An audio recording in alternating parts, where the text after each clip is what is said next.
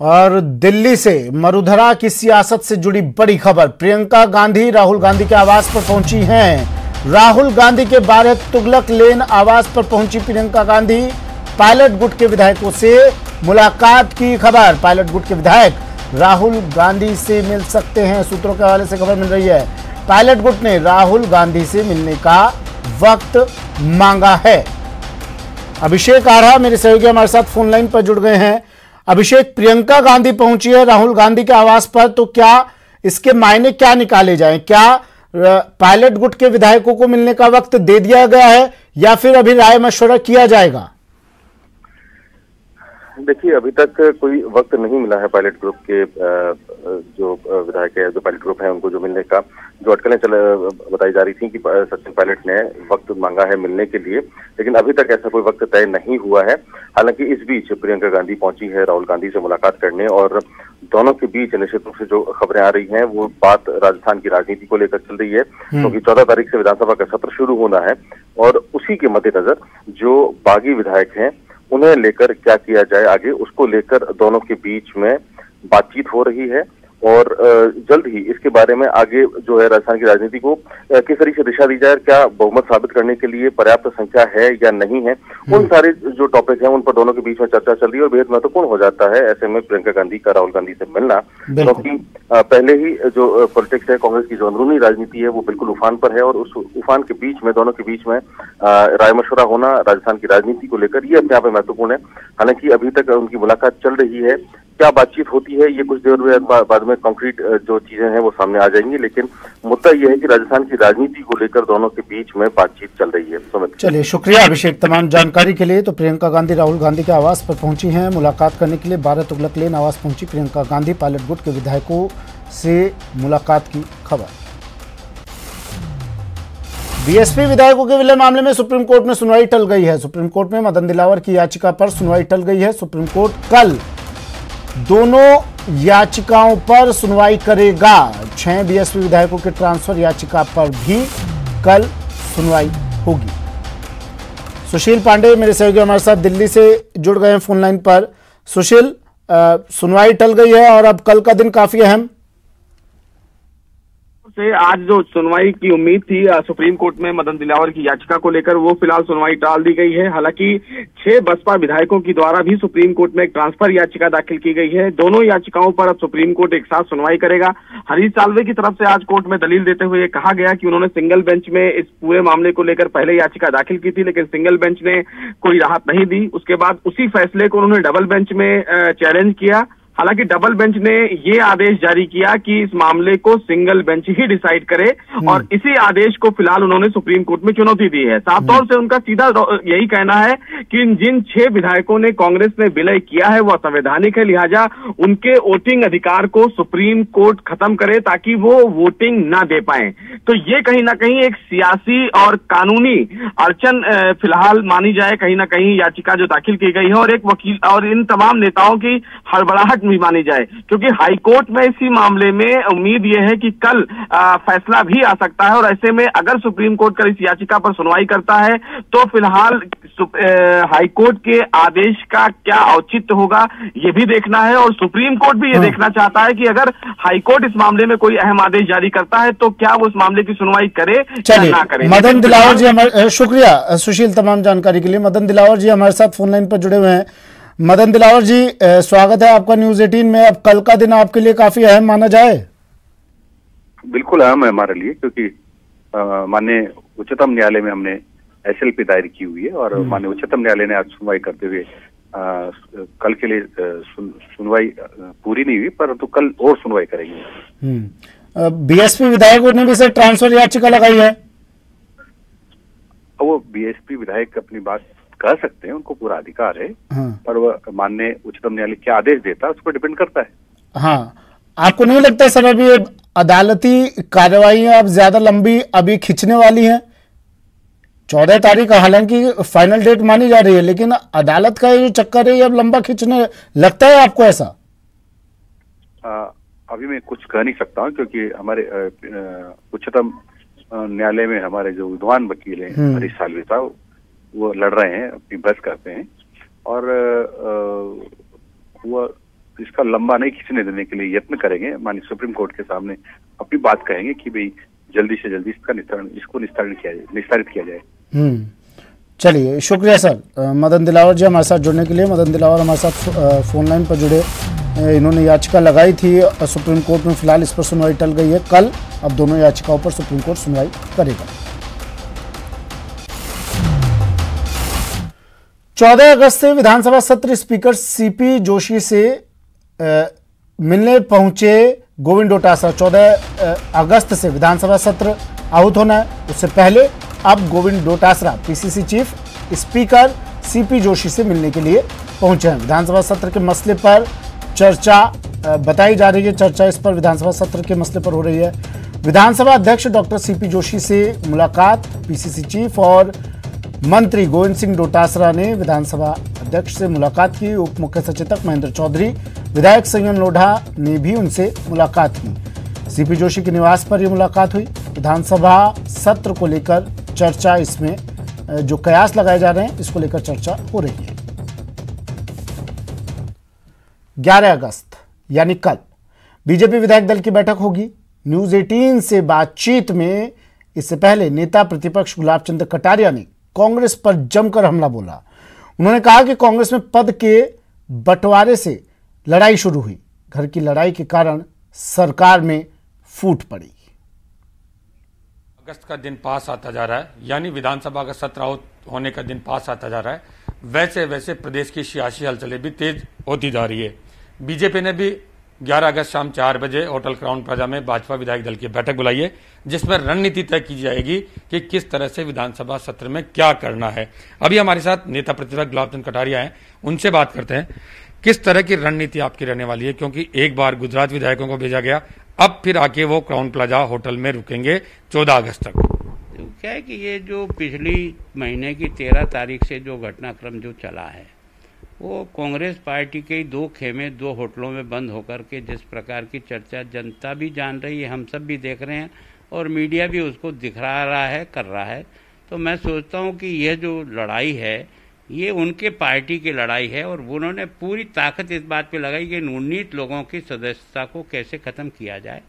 उन्होंने पहले स्पीकर का उपयोग किया, वहाँ सफल नहीं हुए, तो हाई कोर्ट का उपयोग किया, वहाँ सफल नहीं हुआ, सुप्रीम कोर्ट गए, वहाँ सफल नहीं हुए, राज्यपाल के पास गए, राज्यपाल से सफल अब होकर के उन्होंने 14 तारीख तय कराई है, तो अब हाउस के फ्लोर पर तय होना है। तो इन सारे घटनाक्रम पर हम अपने जितने भी विधायक महोदय हैं उनके सामने भी वस्तु स्थिति रखते हुए हमको एज ए बीजेपी इन परिस्थितियों में किस लाइन में एक्शन करना है, मैं सोचता हूँ उनको विश्वास में और उनके सामने चर्चा करके लेंगे तो हमारी पार्टी की यूनिटी और हमारा एक्शन जो वो दमदार भी होगा और सही होगा। तो ये थे हमारे साथ नेता प्रतिपक्ष गुलाब चंद कटारिया। सरकार के भाग्य का फैसला विधानसभा फ्लोर पर ही होगा और अपने विधायकों को जब फ्लोर टेस्ट की बारी आएगी तो निश्चित रूप से बीजेपी भी व्हिप जारी करेगी, यानी भाजपा वेट एंड वॉच की स्थिति में है। सुधीर शर्मा, न्यूज 18, जयपुर। और जैसलमेर से बड़ी खबर आ रही है, 2 मंत्री और 2 विधायक जयपुर लौटे हैं। विशेष विमान से जयपुर पहुंचे हैं मंत्री भंवर सिंह भाटी, राजेंद्र यादव, अमीन कागजी और रणदीप धनखड़। बड़ी खबर जैसलमेर से 2 मंत्री और 2 विधायक जयपुर वापस लौटे। विशेष विमान से जयपुर आए हैं भंवर सिंह भाटी, मंत्री राजेंद्र यादव, अमीन कागजी और रणदीप धनखड़ साथ में जयपुर लौटे।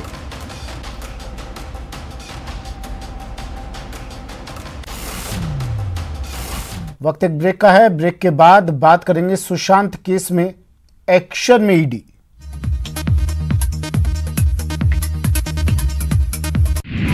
ब्रेक के बाद स्वागत है आपका। और अब बात सुशांत सिंह केस की। सुशांत सिंह राजपूत केस में रिया चक्रवर्ती पर ईडी का शिकंजा कसता जा रहा है। रिया से ईडी की दूसरे दौर की पूछताछ जारी है। पूछताछ के लिए ईडी ने 10 सवालों की लिस्ट तैयार की है। ईडी अब तक के रिया के जवाब से संतुष्ट नहीं है। रिया से सुशांत के पैसों को लेकर सवाल पूछे जा सकते हैं। ईडी ने रिया से अपने खर्चों का प्रूफ देने के लिए डॉक्यूमेंट्स भी मांगे हैं। ईडी रिया के पिता, भाई और मैनेजर से भी पूछताछ कर रही है। वहीं सीबीआई भी रिया समेत सुशांत केस के 5 गवाहों से पूछताछ करेगी। सीबीआई की टीम पटना में सुशांत के पिता का भी बयान दर्ज करेगी।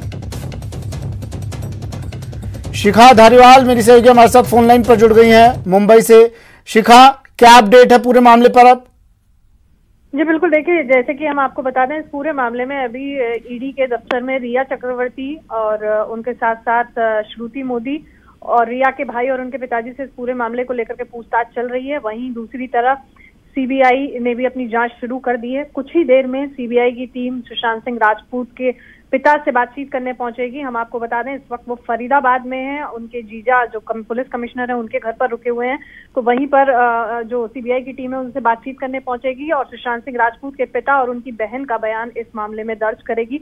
तो वहीं अभी तक इस मामले में हम मुंबई की तरफ रुख करना चाहेंगे। मुंबई में अभी तक रिया और उनके परिवार से, तमाम परिवार से, जो उस कंपनी के शेयर होल्डर थे, जो सुशांत की कंपनी थी और उसमें ये सभी लोग भी डायरेक्टर्स थे, उनसे ईडी लगातार बातचीत कर रही है और ये कड़ियां खंगालने की कोशिश कर रही है कि अगर रिया की जो मंथली उनके पिछले 4 साल के आईटी रिटर्न के मुताबिक जो उनकी इनकम थी वो करीब 66 लाख थी, तो ऐसे में रिया ने जो प्रॉपर्टी खरीदी है तो उन पैसों का लेन देन कहाँ से हुआ है, या इन्हीं कंपनी के, जैसा कि सुशांत के पिता ने आरोप लगाया कि करीब 15 से 17 करोड़ रुपए गबन किए हैं, तो क्या इन्हीं कंपनी के द्वारा पैसे का लेन देन या ट्रांसफर किया गया है? इसी सब मामले की कड़ियां खंगालने में इस वक्त ईडी जुटी हुई है। जी चलिए, शुक्रिया शिखा तमाम जानकारी के लिए।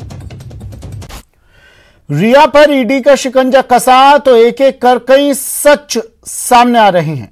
ये सच्चाई बताती है कि रुपयों के लालच में रिया ने सुशांत से रिश्ता बनाया था। इस केस में मनी लॉन्ड्रिंग एक्ट के तहत ईडी भी जांच कर रही है।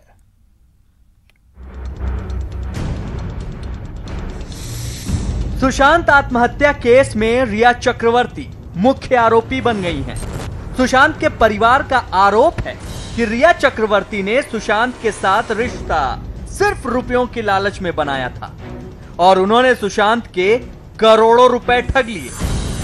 इस केस में मनी लॉन्ड्रिंग एक्ट के तहत प्रवर्तन निदेशालय भी जांच कर रहा है। प्रवर्तन निदेशालय ने अब तक रिया और उनके भाई शौविक से पूछताछ की है। इस केस में अब ईडी रिया की अचल संपत्तियों की भी जांच करेगा। अब तक की जांच में जो पता लगा है उसके मुताबिक रिया के पास मुंबई में कई फ्लैट हैं। रिया और उनकी मां के नाम पर खार में 322 स्क्वायर फीट का 1 BHK फ्लैट है। रिया ने 2018 में यह फ्लैट 76 लाख रुपए में खरीदा था। स्टैंप ड्यूटी और दूसरे चार्ज मिलाकर रिया को यह फ्लैट 84 लाख का पड़ा था। फ्लैट का बाजार भाव फिलहाल 1 करोड़ रुपए है। रिया ने फ्लैट की कीमत का 10% शुरू में ही दे दिया था। रिया ने इस फ्लैट के लिए HDFC से 60 लाख का लोन लिया था। सुशांत की मौत की जांच में प्रवर्तन निदेशालय रिया की सभी संपत्तियों की जांच करने में जुटा है। इस फ्लैट के अलावा जो जानकारी मिली है उसके मुताबिक रिया के पास दूसरा फ्लैट सांता क्रूज में है। ईडी की जानकारी के मुताबिक रिया का दूसरा फ्लैट सांता क्रूज की जूहू तारा रोड पर प्राइम रोज बिल्डिंग में है। पहली मंजिल पर B102 नंबर के इस फ्लैट की कीमत करीब 1.5 करोड़ रुपए आकी गई है। जानकारी के मुताबिक 2019 में रिया सुशांत को यूरोप टूर के बाद इस फ्लैट में ले आई थी। रिया इस फ्लैट में परिवार के साथ कई साल से रह रही हैं। फिलहाल ईडी को पता लगाना है कि यह फ्लैट किराए पर लिया गया है या फिर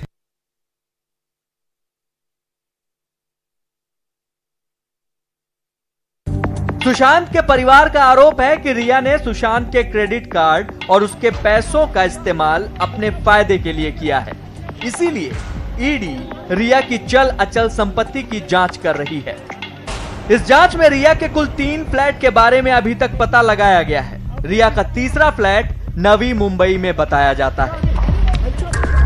रिया का तीसरा फ्लैट नवी मुंबई के उल्वे इलाके में है। उल्वे के इस फ्लैट की कीमत अंदाजन 50 लाख रुपए बताई गई है। रिया के पास इतनी अचल संपत्ति होने से भी सवाल उठने लगे हैं। इन सवालों के पीछे है रिया का कबूलनामा।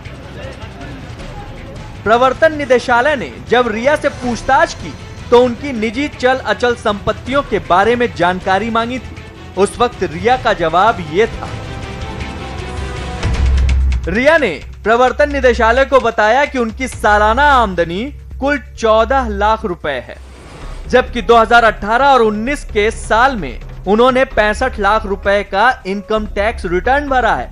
इसके अलावा उनके पास 29 लाख रुपए की कीमत का एक फ्लैट है, 6 लाख रुपए की एफडी करा रखी है, बैंक खाते में कुल रकम 11 लाख रुपए है, घर में रखा कैश 3 लाख रुपए, 50,000 रुपए के गहने उनके पास हैं और दूसरे फ्लैट के लिए डिपॉजिट 1 लाख रुपए जमा किया है। रिया ने अपनी सालाना आमदनी 14 लाख रुपए बताई थी, लेकिन प्रवर्तन निदेशालय की जांच में उनकी अचल संपत्ति 2.5 करोड़ रुपए आंकी जा रही है। हालांकि अभी यह पता नहीं लगा है कि एक फ्लैट उनके नाम पर है या किराए पर, लेकिन इतना साफ दिख रहा है कि इस केस में रिया पर ईडी का शिकंजा और कसने वाला है।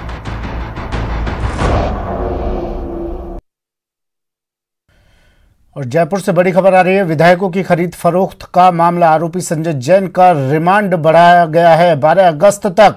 अब संजय जैन रिमांड पर रहेगा। एसीबी ने आरोपी संजय जैन को पेश किया था कोर्ट में और आज रिमांड पूरे होने पर कोर्ट में उसे पेश किया गया था, लेकिन उसकी रिमांड अवधि फिर से बढ़ा दी है। सौरभ गृहस्थी मेरे सहयोगी हमारे साथ फोन लाइन पर जुड़ गए हैं। सौरभ, 12 अगस्त तक रिमांड की तारीख बढ़ा दी है, अब संजय जैन 12 तक रिमांड पर रहेगा। जी बिल्कुल, देखिए संजय जैन की रिमांड अवधि जो कि पहले 4 दिन की रिमांड मांगा था एसीबी की ओर से, और आज 4 दिन की रिमांड अवधि जो है वो पूरी हो गई थी, जिसके बाद एसीबी ने जो संजय जैन को कोर्ट में पेश किया, जहां से उसे 12 अगस्त तक रिमांड पर भेज दिया। चूंकि शनिवार को आपको ध्यान होगा कि जिस प्रकार से संजय जैन के जयपुर और बीकानेर स्थित ठिकानों पर सर्च की कार्रवाई हुई थी और वहां से कुछ दस्तावेज जो है वो एसीबी के हाथ में लगे थे। सीपीयू जो है वो एसीबी ने जब्त किया था, जबकि जयपुर स्थित जो आवास है वहां पर सीज भी किया था। तो कुछ तथ्य हाथ लगे और एसीबी को कुछ और जानकारियां जो है वो जुटानी है। इस लिहाज से संजय जैन की रिमांड जो है वो बढ़ाना आवश्यक था। इसी के तहत एसीबी ने आज संजय जैन को कोर्ट में पेश किया और वहां पर से जो है वो रिमांड आगे बढ़ाने की मांग जो है वो कोर्ट से की, जिसके बाद 12 अगस्त तक के लिए संजय जैन को जो है वो रिमांड दे दी गई है। और इस दौरान अब एसीबी और क्या सबूत जुटा सकती है उन पर जो है वो अपनी निगाह बनाए रखी है। जी अच्छा, क्या ये माना जाए सौरभ, जो सीपीयू जो दस्तावेज इसके घर से बरामद किए थे टीम ने, उसमें कुछ अहम सुराग मिले और उसके बारे में जानने के लिए रिमांड अवधि बढ़वाई गई है? देखिए, शुरुआती स्तर पर यही लग रहा है कि कुछ तथ्य जो है वो एसीबी को मिले हैं। यही कारण है कि एसीबी ने जो है वो और रिमांड जो है वो मांगा है। और कुछ, क्योंकि जिस प्रकार से सीपीयू में जो कुछ जानकारियां हैं उनको जो है वो शनिवार को मिली है, इसलिए तकनीक की सहायता से उनकी बारे में जानकारी जुटा रही है एसीबी, और उसके आधार पर और भी पूछताछ जो है वो संजय जैन से करनी है। इसी लिहाज से जो है वो। चलिए, शुक्रिया सौरभ तमाम जानकारी के लिए। सौरभ गृहस्थी मेरे सहयोगी जयपुर से जुड़े। आरोपी संजय जैन का रिमांड बढ़ा 12 अगस्त तक, रिमांड पर संजय जैन। बीकानेर से खबर है। बीकानेर के सादेरा मेहराना सड़क के पास बम नुमा वस्तु मिलने से ग्रामीणों में हड़कंप मच गया। सूचना मिलने के बाद लूण करणसर पुलिस मौके पर पहुंची और बम नुमा वस्तु को अपनी निगरानी में लेकर उसे जमीन के अंदर दबा दिया। तस्वीरों में आप देख सकते हैं पुलिस के जवान बमनुमा वस्तु को गड्ढे में दबा रहे हैं। वहीं बम जैसी किसी चीज के मिलने की खबर एसपी सहित सेना के अधिकारियों को दी गई, जिसके बाद बम निरोधक दस्ते ने मौके पर पहुंचकर उसे डिफ्यूज कर दिया है। तो सादेरा गांव के लोगों ने हमें सूचना दी थी कि सादेरा से मेहराना जाने वाली सड़क पर कोई एक बमनुमा वस्तु कोई पड़ी है, जिसमें मौके पर पुलिस पहुंची और उसके आसपास एरिए को आइसोलेटेड कराया गया और सूचना श्रीमान एसपी साहब बीकानेर को दी गई। श्रीमान एसपी साहब बीकानेर द्वारा आर्मी अधिकारियों से संपर्क किया गया, जिस पर आज सुबह आर्मी की बम डिस्पोजल टीम आई और उस बम को, अज्ञात जो बम नमूना वस्तु थी, उसको सुरक्षित निस्तारण किया। राजधानी जयपुर में अगस्त क्रांति दिवस के मौके पर पोद्दार स्कूल की ओर से पौधरोपण किया गया। इस दौरान जिला कलेक्टर अंतर सिंह नेहरा और जिला परिषद अधिकारी आमिर अतहर सहित वन विभाग के अधिकारी मौजूद रहे। वन विभाग ने विभिन्न संस्थाओं के साथ मिलकर जयपुर में 16 लाख पौधे लगाने का लक्ष्य रखा है, जिसमें तकरीबन 9 लाख पौधे लगा दिए गए हैं। पौधरोपण के मौके पर लोगों को पर्यावरण को लेकर सचेत रहने की बात कही गई। कार्यक्रम में युवाओं और सभी जिम्मेदार नागरिकों और समाजसेवी संगठनों से अगस्त क्रांति सप्ताह के दौरान पौधरोपण करने की अपील की गई। पौधरोपण कार्यक्रम का जायजा लिया संवाददाता ने। राजस्थान में अगस्त क्रांति दिवस मनाया जा रहा है। आप देख सकते हैं कि कैसे हरियाली को बढ़ावा देकर के जो जयपुर के जिला प्रशासन से जुड़े तमाम जिम्मेदार अधिकारी हैं, वन विभाग हो चाहे एडमिनिस्ट्रेशन हो, तमाम जिम्मेदार लोग यहाँ पहुँचे हैं पोद्दार स्कूल में। और पौधारोपण के ज़रिए जो क्रांति आज की तारीख में पर्यावरण से जुड़ी चीज़ों के लिए लानी, उसके लिए काम कर रहे हैं। तमाम जो जिम्मेदार प्रशासनिक अधिकारी यहाँ पहुँचे हैं, पौधारोपण कर रहे हैं। युवाओं से अपील कर रहे हैं कि वो पौधारोपण में साथ दें। सर, आप लोगों ने आज प्लांटेशन किया, क्या मैसेज आप देंगे? नहीं, मैं तो ये चाहूँगा कि ये जो एनवायरनमेंट प्रोटेक्शन के लिए बहुत ही इम्पोर्टेंट है। पेड़ के बिना जीवन अधूरा ही है। तो मैं तो चाहूँगा सभी लोग अपने घरों के सामने भी और जहाँ भी उनको स्थान मिले उसमें पेड़ लगाएं और इस हरियाली का बढ़ावा दें और एनवायरनमेंट के प्रोटेक्शन के लिए काम करें। अब कैसा चल रहा है आपका मानसून प्लांटेशन है जो है राजस्थान में, कितना आप टारगेट अचीव कर चुके? हाँ, जयपुर जिले में 1211 हेक्टेयर में वृक्षारोपण किया जाना है, जो कि हम 3,72,000 पौधे लगा चुके हैं, जो वन क्षेत्रों में लगाए जाने हैं।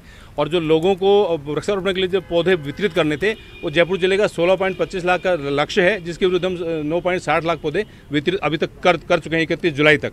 और मैं समझता हूँ कि इस अगस्त के महीने में सारा वितरण पूर्ण हो जाएगा और लक्ष्य प्राप्ति हो जाएगी। ये तमाम लोग यहाँ आए हैं, प्रशासनिक से लेकर के पुलिस अमला, और कोशिश ये है कि एक अपील लोगों से की जाए, एक जिम्मेदारी उनके जहन में पैदा की जाए कि जैसी जो अलख हमने अगस्त क्रांति के दौरान जगाई थी पूरे देश ने मिलजुल करके, क्या ऐसी अलख हम आज पर्यावरण से जुड़े मुद्दों के लिए नहीं जगा सकते? भारत छुड़वाने के लिए अंग्रेज़ों के खिलाफ ये सारी चीज़ें की गई थी। आज प्रदूषण छुड़वाने की ज़रूरत है और उम्मीद है कि तमाम लोग इसमें मिलकर के योगदान देंगे और जल्दी ही जयपुर अपने लक्ष्य हासिल करके प्रदूषण की इस जंग में जीत हासिल करेगा। कैमरा पर्सन अविनाश के साथ में अरबाज अहमद, न्यूज़ 18 के लिए जयपुर से। चलिए, बुलेटिन में फिलहाल इतना ही, दीजिए इजाजत।